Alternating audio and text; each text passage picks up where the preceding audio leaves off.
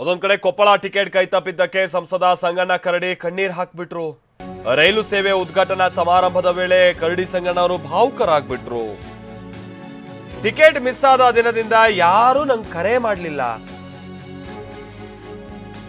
ಈ ಬಾರಿಯಲ್ಲಿ ಡಾಕ್ಟರ್ ಬಸವರಾಜ್ ಅವರಿಗೆ ಟಿಕೆಟ್ ಅನ್ನ ಕೊಡಲಾಗಿದೆ. ವೃತ್ತಿಯಲ್ಲಿ ಅವರು ವೈದ್ಯರು. ಪಕ್ಷದ ಪರ ನಾನು ಕೆಲಸ ಮಾಡ್ತೀನಿ, ನಾನು ವೈಯಕ್ತಿಕವಾಗಿ ಯಾವ ತೀರ್ಮಾನವನ್ನು ಮಾಡಿಲ್ಲ. ಕರೆ ಬಂದಿದೆ ನಿಜ, ಯಾರು ಕಾಲ್ ಮಾಡಿದ್ದಾರೆ ಅದನ್ನೆಲ್ಲ ನಾನು ಹೇಳ್ತೀನಿ ಅಂತ ಆ ನಂತರದಲ್ಲಿ ಹೇಳಿದ್ದಾರೆ. ಭೀಮೇಶ್ ನಮ್ಮ ಪ್ರತಿನಿಧಿ ಇದಕ್ಕೆ ಸಂಬಂಧಪಟ್ಟ ಹಾಗೆ ಕರಡಿ ಸಂಗಣ್ಣ ಅವ್ರ ಜೊತೆಗೆ ಮಾತನಾಡಿದ್ದಾರೆ. ಏನು ಹೇಳಿದ್ದಾರೆ ಸಂಗಣ್ಣ ಅವರು, ಬನ್ನಿ ಕೇಳೋಣ.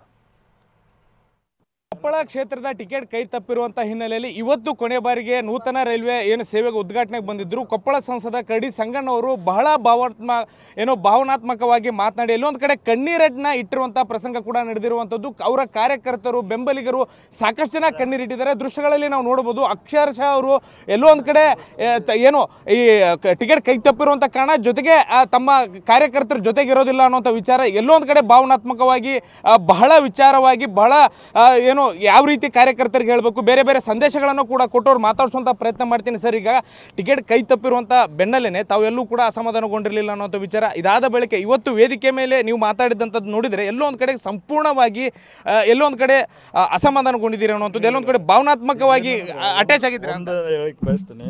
ನಮ್ಮ ಪ್ರತಾಪ್ ಪಾಟೀಲ್ ಸ್ನೇಹಿತರು ಬ್ರದರ್ ಅವರು ಆ ಥರ ಭಾಳ ಮಂದಿ ಕಾರ್ಯಕರ್ತರು ಅವ್ರಿಗೇನಂದ್ರೆ ನಾವು ಸಂಗಣ್ಣವರಿಂದ ದೂರ ಆಗ್ತೀವಿ ಅಂತೇಳಿ ಅವ್ರ ಭಾವನೆ ನೋಡಿ ನನ್ನ ಕಣ್ಣೀರು ಬಂದದ. ಬೇರೆ ರೀತಿ ಯಾವುದಕ್ಕೂ ಕಣ್ಣೀರು ಬಂದ ನನಗೇನಿಲ್ಲ ಸರ್. ಅವರು ನಮಗೇನು ಹುಡುಗರು ಅದಾರ, ಫ್ರೆಂಡ್ಸ್ ಅದಾರ, ಹುಡುಗರು ಯೂತ್ಸ್ ಅದಾರಲ್ಲ, ಭಾಳ ಅಭಿಮಾನ ಇಟ್ಕೊಂಡಿದ್ರು. ಇವತ್ತು ಸಂಗಣ್ಣವ್ರು ನಮ್ಮಿಂದ ದೂರ ಆಗ್ತಾರಂತೇಳಿ ಅವ್ರ ಕಣ್ಣೀರು ನೋಡಿ ನನಗೆ ಕಣ್ಣೀರು ಬಂದಿದೆ. ಬೇರೆದನ್ನು ಬೇರೆ ನಾಯಕರು ತುಂಬಿಸ್ತಾರೆ. ಇಲ್ಲ ತಮ್ಮದಾನ ಪ್ರತಾಪ್ ಪಾಟೀಲ್ ಅಂತ ಇದಾರೆ, ಅಮರೇಗೌಡ್ರು ಅದಾರ, ಇಲ್ಲಿ ಹಿರೇಮಠ ರಾಜೇಶ್ವರಿ ಹಿರೇಮಠ ಅಂತ ಇದಾರೆ, ಸಿದ್ದು ಅಂತ ನಾಯಕರು ಇದಾರೆ. ಅವರೆಲ್ಲರೂ ಅದನ್ನು ತುಂಬಿಸ್ತಾರೆ. ಅದೇನು ಇಲ್ಲ, ಬಟ್ ಸದ್ಯದ ಮಟ್ಟಿಗೆ ಅವ್ರಿಗೆ ಒಂದು ಸ್ವಲ್ಪ ಏನೋ ಒಂದು ಸ್ವಲ್ಪ ಅವರಿಗೆ ಖೇದ ಅನಿಸೈತೆ, ದುಃಖ ಅನಿಸೈತೆ, ಅಷ್ಟು ಬಿಟ್ಟರೆ